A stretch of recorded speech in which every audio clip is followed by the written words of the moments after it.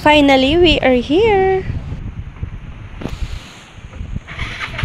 Sa mga gusto po magmerienda, ito ang kanilang menu.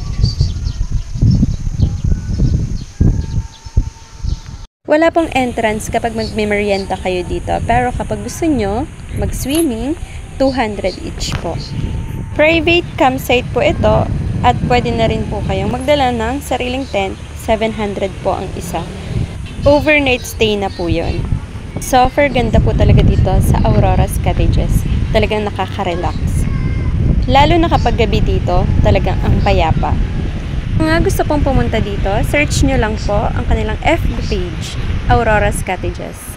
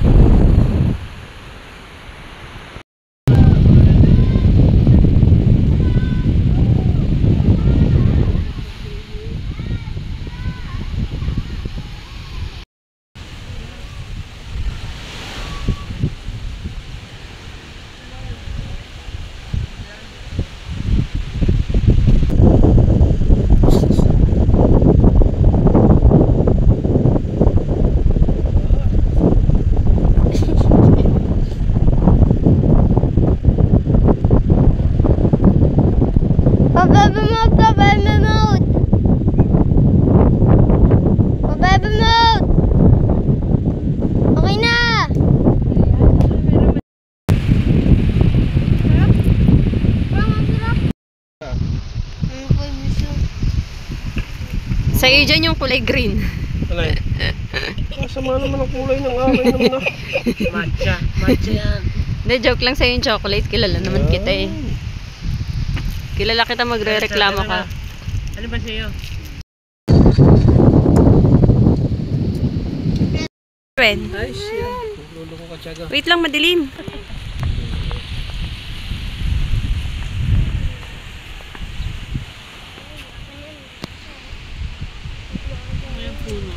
Malinaw pa rin akin na yun.